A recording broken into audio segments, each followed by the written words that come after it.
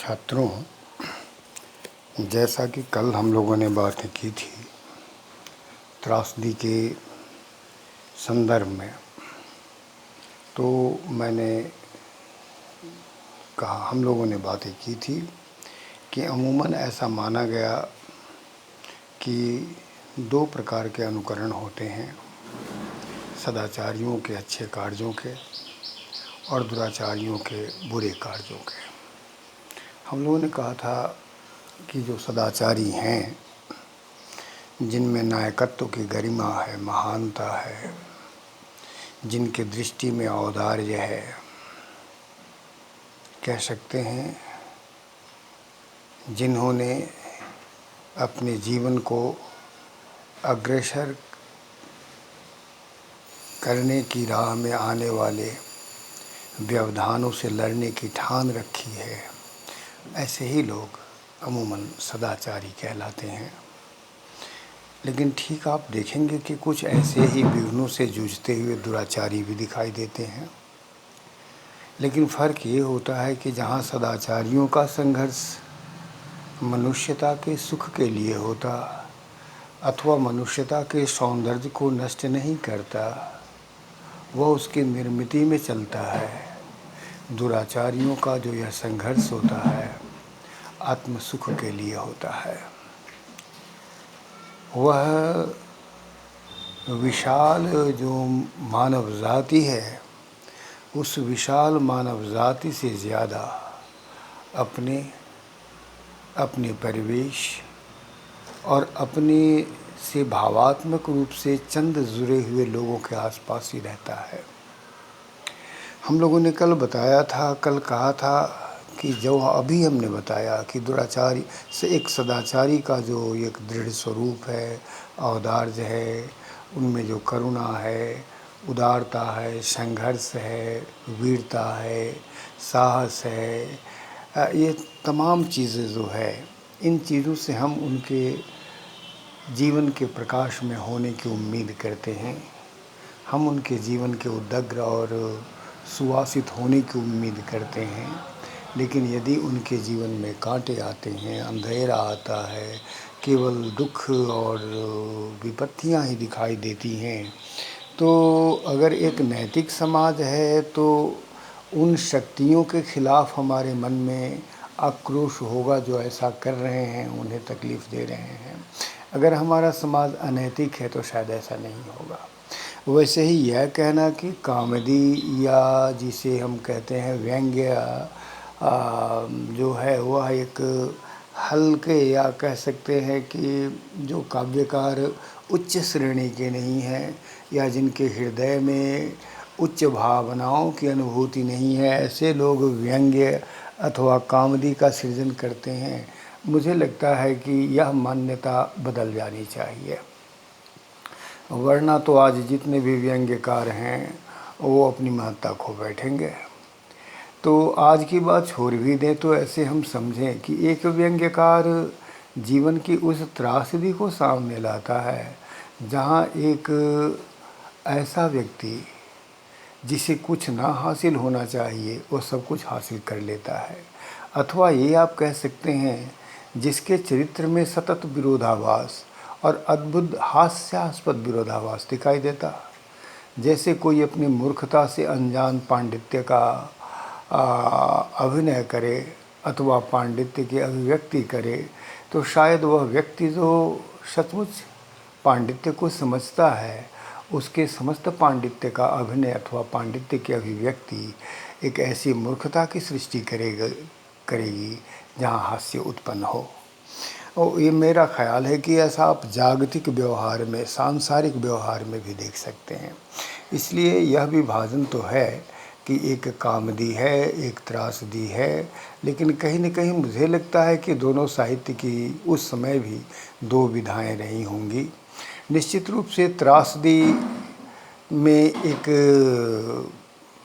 दूसरे तत्व आते हैं जहाँ संघर्ष परम है, और कॉमेडी में जहाँ हम अधिकतर इस विरोधाभास को दिखाते हैं, जहाँ हमारा उद्देश्य किसी व्यक्ति के इस प्रकार के असंगत व्यवहारों पर टिप्पणी करनी होती है, वहाँ त्रासदी विराट जीवन की अभिव्यक्ति होती है।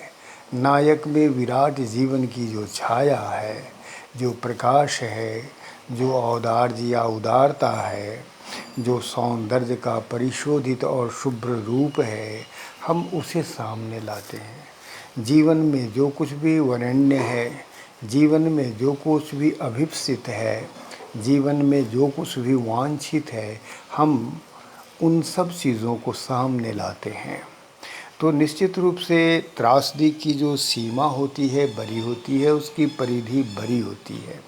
इसलिए हम यहाँ कह सकते हैं कि कामदी अथवा व्यंग का विस्तार कुछ ज़्यादा सामयिक होता, उसकी सीमा उतनी बड़ी नहीं होती है, यह हम कह सकते हैं।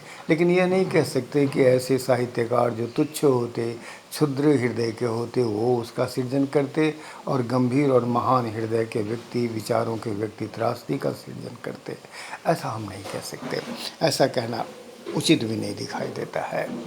दूसरी बात हम यह कहना चाहेंगे कि जैसा हमने कल दंडी को लेकर बताया था कि उन्होंने कहा कि कथा में पहले दुख का ही चित्रण होना चाहिए, इसके उपरांत सुख का चित्रण होना चाहिए।